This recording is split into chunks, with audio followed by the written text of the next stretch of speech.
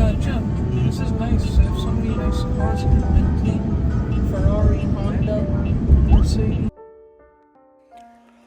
ശരിക്കും New York city കടന്ന് ആ ബ്രിഡ്ജും കൂടെ കിടന്ന് അപ്സ്റ്റേറ്റിലേക്കുള്ളൊരു യാത്രയിലാണ്. അപ്പോൾ ഞാൻ സൈബർ ട്രക്ക് എടുത്തു കഴിഞ്ഞത് പിന്നെ എൻ്റെ FSD ഇങ്ങനെ ദൂരയാത്രകളിലാണ് കൂടുതൽ ഉപയോഗിക്കാറ്. അപ്പോൾ ഈ യാത്രകളിൽ ഭൂരിപക്ഷം സമയം ഞാൻ FSD ഇട്ട് തന്നെയാണ് പോയത്, ഫുൾ സെൽഫ് ഡ്രൈവിൽ.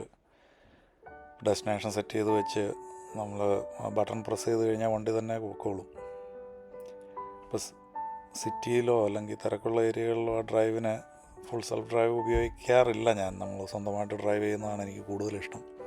പക്ഷേ ഇങ്ങനെയുള്ള അവസരങ്ങളിൽ ഒന്ന് റിലാക്സ് ചെയ്തിരിക്കാം, വണ്ടി തന്നെ പൊക്കോളും, വലിയ തിരക്കൊന്നുമില്ല, നല്ല വൃത്തിയുള്ള റോഡ്. അപ്പോൾ അതൊന്ന് കൂടുതൽ പരീക്ഷിച്ചേക്കാമെന്ന് വെച്ചു. അതെന്തായാലും വളരെ ഭംഗിയായിട്ട് തന്നെ വണ്ടി സ്വന്തമായിട്ട് ഡ്രൈവ് ചെയ്ത് പോവുകയും ചെയ്തു. പ്രത്യേകിച്ച് അപ്സ്റ്റേറ്റിലേക്കൊക്കെ പോകുമ്പോൾ എനിക്ക് ഭയങ്കര ഇഷ്ടമാണ് അവിടുത്തെ ഈ ഭംഗിയുള്ള ഗ്രാമപ്രദേശങ്ങളും പച്ചപ്പും വീതി കുറഞ്ഞ തിരക്ക് കുറഞ്ഞ റോഡുകളും. അപ്പോൾ വണ്ടി തന്നെ ഓടിച്ചോളും, നമുക്ക് കാഴ്ചകൾ കണ്ടിരിക്കാം. അങ്ങനെ ഒരു ഗുണം കൂടെ ഉണ്ട്. കൂടുതലും രണ്ട് സൈഡിലും നല്ല പച്ചപ്പും എന്താ പറയുന്നത് തടാകങ്ങളും അല്ലെങ്കിൽ ഫാം ലാൻഡുകളും ഒക്കെ ആയിട്ട് റിലാക്സ് ചെയ്ത് നമുക്ക് പോകാൻ പറ്റും. പിന്നെ ഇങ്ങനെയൊരു ഫീച്ചർ കൂടുതൽ പരീക്ഷിക്കുകയും ചെയ്യാം. അപ്പോൾ നിങ്ങൾക്ക് കാണാതെ വണ്ടി വളരെ സ്മൂത്തായിട്ട് അത് ഹാൻഡിൽ ചെയ്ത് പോകുന്നുണ്ട്. വളരെ വളവും തിരിവും ഒക്കെയുള്ള റോഡുകളാണ്. പക്ഷേ എങ്കിൽ പോലും വൃത്തിയുള്ള റോഡുകളും സിഗ്നൽസൊക്കെ വളരെ കൃത്യമായിട്ട് ചെയ്തിട്ടുള്ളതുകൊണ്ട് വണ്ടിക്ക് അത് ഐഡൻറ്റിഫൈ ചെയ്ത് പോവാം. പിന്നൊരു കാര്യം, അവിടുത്തെ അപ്സ്റ്റേറ്റിലേക്കുള്ള ഗ്രാമങ്ങളാണ്. കുറേ ഏരിയ കാടും വനമൊക്കെ കഴിഞ്ഞ് കഴിഞ്ഞാൽ പിന്നെ ചെറിയ ചെറിയ ഗ്രാമങ്ങൾ, ഭംഗിയുള്ള വീടുകൾ അതിൻ്റെ സൈഡിൽ കൂടെ. അപ്പോൾ അതുവഴി അപ്സ്റ്റേറ്റിലേക്കൊരു യാത്ര, ഒരു Airbnb. അപ്പോൾ അതെല്ലാം ഈ വീഡിയോയിലൊന്ന് കാണിച്ചു തരാമെന്ന് വെച്ചിരുന്നു.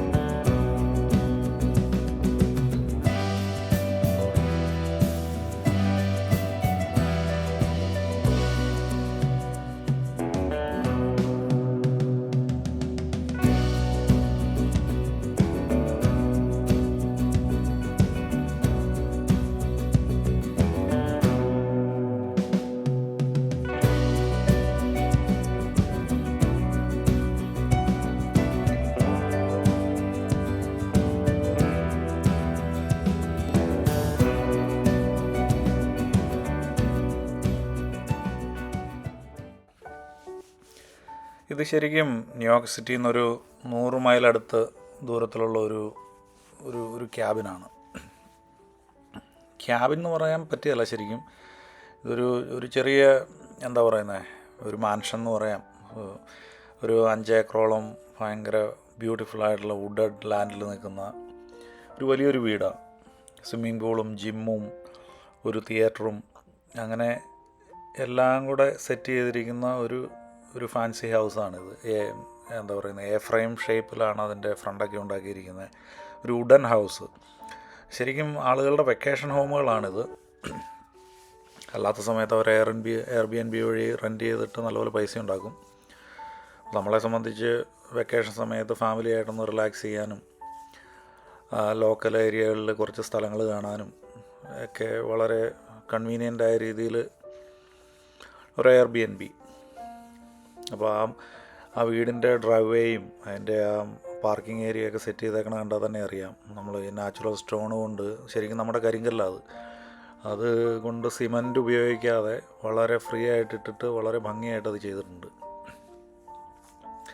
അതുപോലെ ഈ കരടിയൊക്കെ ഉള്ള സ്ഥലങ്ങളാണ്, മാനുകളും കരടിയൊക്കെ. അപ്പോൾ അതിൻ്റെ ഏതായ സെക്യൂരിറ്റിയും കാര്യങ്ങളൊക്കെ നോക്കണം.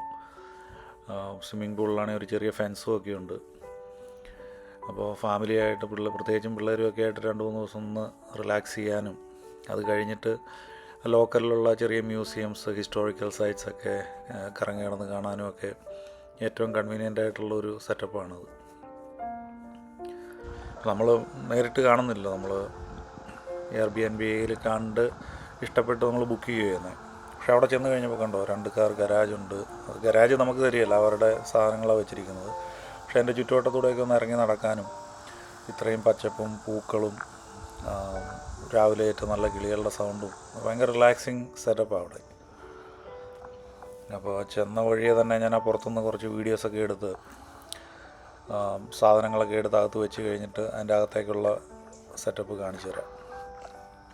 എന്തായാലും വളരെ ശാന്തമായ, പ്രത്യേകിച്ച് നമ്മൾ ഇത്രയും തിരക്കുള്ള ഏരിയ എന്നൊക്കെ അവിടെ ചെന്ന് കഴിയുമ്പം ഭയങ്കര ശാന്തതയാണ് അവിടെ ഫീൽ ചെയ്യുന്നത്.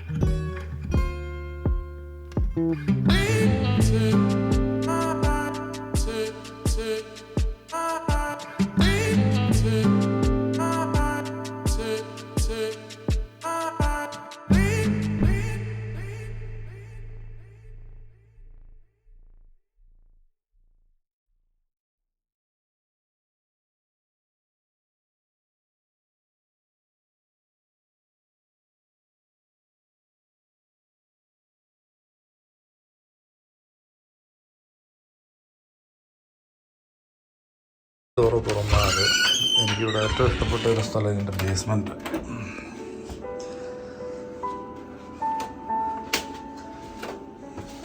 ബേസ്മെൻറ്റിൻ്റെ പ്രത്യേകത എന്താണെന്ന് വെച്ചാൽ ഒരു മിനി തിയേറ്റർ, എൻ്റർടൈൻമെൻറ്റ് ഏരിയ. ഒരു ലെവൽ ഇറങ്ങി അടുത്ത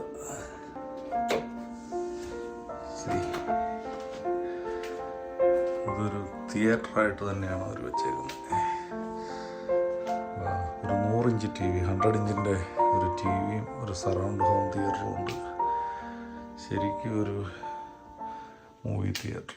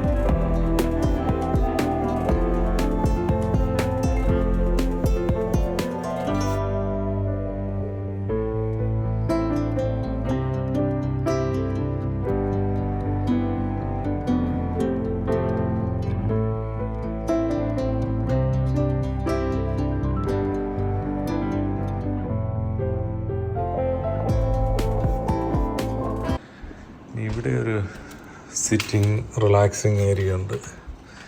ഇവിടെ AC ഒന്നുമില്ല. ഇവിടെ നിന്ന് കയറി വന്നു കഴിഞ്ഞാൽ ഇരിക്കാനും റിലാക്സ് ചെയ്യാനും വായിക്കാനും ഒക്കെ ആയിട്ടൊരു ഏരിയ.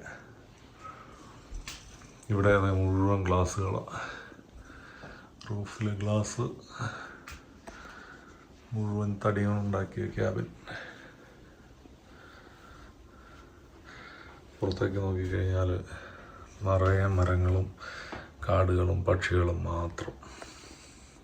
എല്ലാം മരം കൊണ്ടാണ് ഉണ്ടാക്കിയിരിക്കുന്നത്.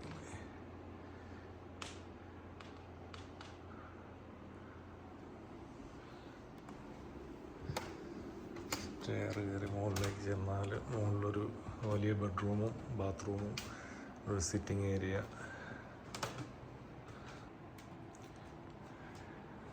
അപ്സ്റ്റെയർ വന്നു കഴിഞ്ഞാൽ വർക്ക് ഫ്രം ഹോമിൽ നിന്നുള്ളവർക്കാണെങ്കിൽ അത് ഉപയോഗിക്കാം. ഒരു സ്വിംഗ് ചെയറുണ്ട്.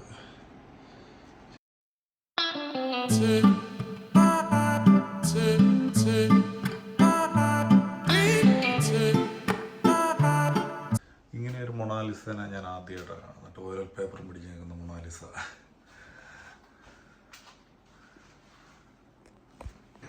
എൻ്റെ ശരിക്കുള്ള ഹൈറ്റ് കാണണമെങ്കിൽ ഇതുള്ളൂ.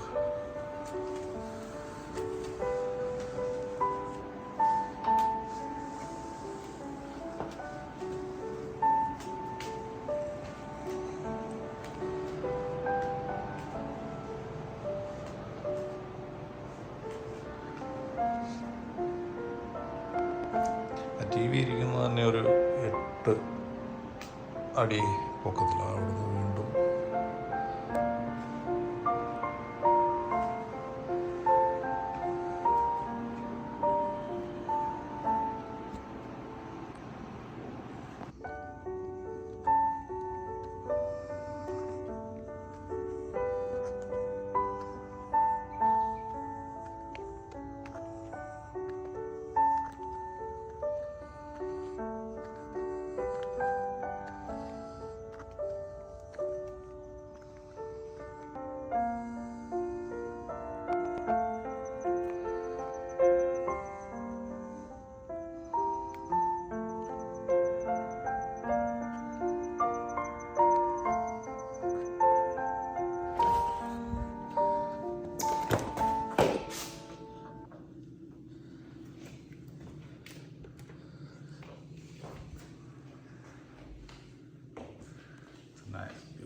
ഫ്രിഡ്ജും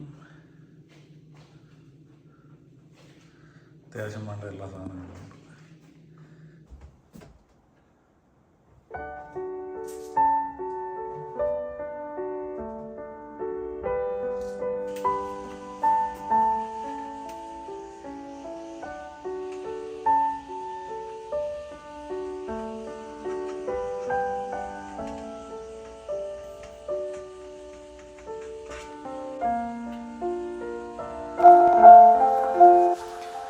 അപ്പോൾ ഇനിയിപ്പോൾ അതൊക്കെ ബ്രേക്ക്ഫാസ്റ്റൊക്കെ കഴിഞ്ഞ് പകൽ സമയം പുറത്തേക്ക് ഇറങ്ങുക, കാഴ്ചകളൊക്കെ കാണുക. അതിൻ്റെ കാഴ്ചകൾ ഇനിയുള്ള വീഡിയോകളിൽ കാണിക്കാം. അതുവരേക്കും വണക്കം. Thank you.